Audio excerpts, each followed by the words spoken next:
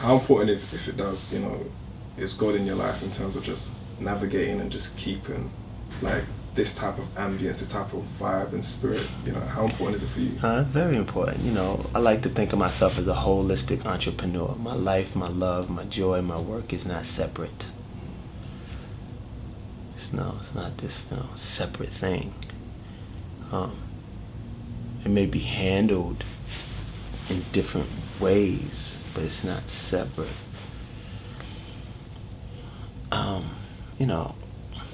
I believe that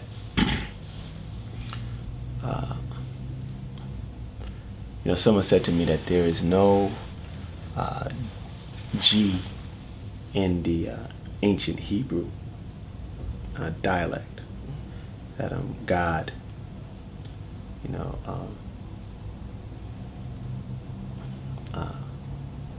there was no G, so it was never the great spirit or the infinite being was never referred to as God.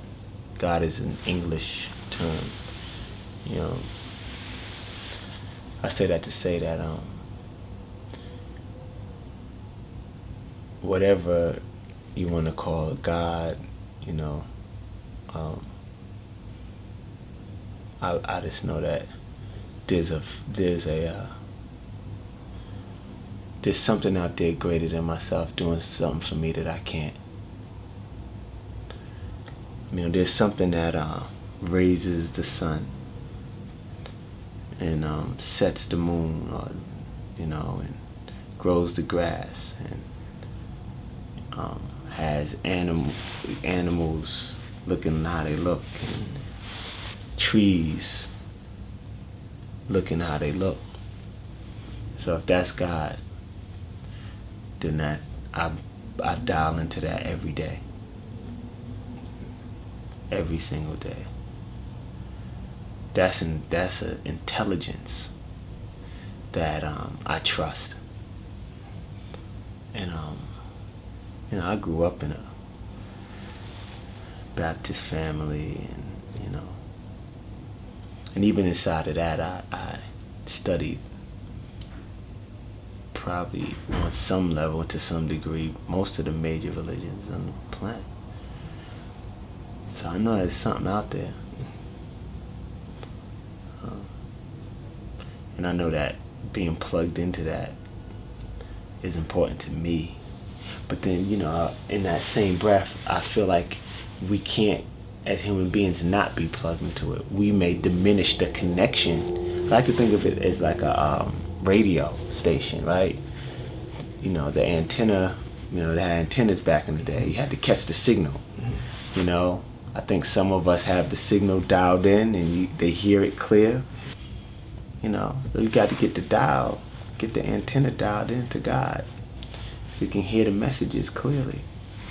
It seems like you're one with yourself. I think, everything seems to be alive. Oh man, listen, I wake up every day and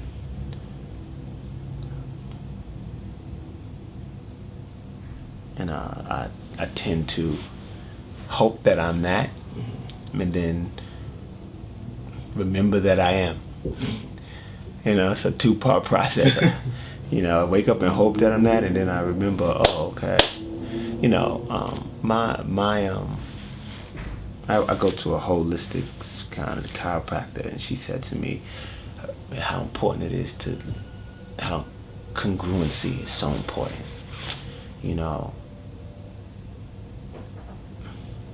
Because, we can have these high ideals, and then we could act in ways that aren't congruent with that. And I think we all do. I do. And I think that's part of just the, living here on the planet. There's days when I don't feel like I'm all together. It's not. There's days that I feel like that. I just feel like I know I'm. The only difference between me and anybody else that feels like that maybe is that I probably have the tools in my tool belt to get myself back in one. But some people may not have that.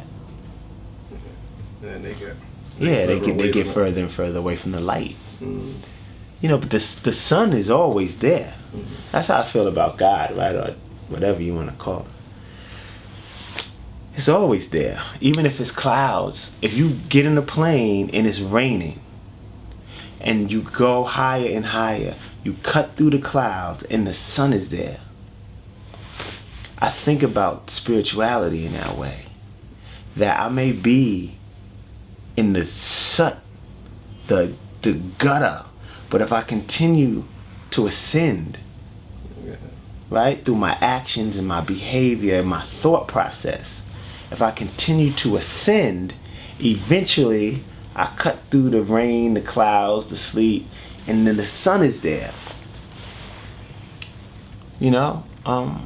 And that's just working on my vibration. Going up what Abraham Hicks calls the vibrational scale, because there is a vibrational scale, right? We live in an attractive universe. Even Jesus said, "It is done unto you as you believe," right? And so a belief is just a thought that we keep having, right? So we have these belief systems that are thoughts and energy, and as we hold those thoughts, we attract those experiences. So we look, I think, people like myself, people like Kevin, we look to check in where we're thinking. What energy are we holding? If I hold it, if I believe that I can't, then I can't. That simple. It's that simple. If I believe that I can, I can. So it's important that whatever it is that we're looking, and I tell this to my clients that I'm coaching, whatever it is that we want to achieve, we must first achieve it within ourselves and hold that vibration within ourselves. In the universe, God cannot do nothing other than deliver it to you. I always use Diddy as an example. I know the guy since he was 15 years old. We were working at Ride Playland, and he used to be a sweeper, and he was a Puff Daddy then. He didn't wait until he became Puff Daddy to be Puff Daddy. He was already that at 15, throwing parties at Ride Playland at 15. And the universe had to yield to him. You must believe it first. If you do not believe it, it is impossible. Then it's impossible. And that belief isn't just like, I'm not talking about, well, I believe that I can be the president. I'm not talking about that. I'm talking about that belief, that energy that we carry around a particular goal, a particular dream that we, that no one can talk us into compromising. I'm talking that kind of belief. That will get you to the goal. Now, the scale of it, the level of it, I'm not that intelligent to be able to say, right? Because I could say I believe that I'm a singer. I will never be Trey Songz, but I could be a singer. You see, there's a difference. That part is, People go with the scale first, and then even though they already are the singer, they've got it like all the way around. Yeah, it's upside down thinking. That's true. It's upside down thinking, because you're thinking, all they think about is how big it can be. Instead of they're thinking about the doing of it. The being. Be, do, have. Versus do, have, be. If you be it first, let your doingness extend from who you are being. And it's more natural, isn't it? Well, yeah, it's like, you ever been around somebody that is, you just go, I don't know why, they're just doing the most. You've been around those people? The loudest person in the room, the flyest person. You're like, but then there's the person that's being it. you know. And you can tell the difference. Oh, you feel the difference. Mm-hmm. You feel it. Because you see so many people, you must be able to read. You must really be great at reading people, because it's like you've seen the energy when people come in contact with some of your clients, or if they're trying to ask you for something, or you know. Oh yeah. And listen, that in and of that, I mean, yeah. But that's what people do. You know, I don't even fault them for it, because so many people just don't know.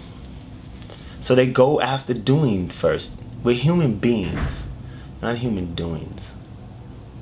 When people approach you in a way you're thinking like, don't come at me like that. How Well, I don't hold that.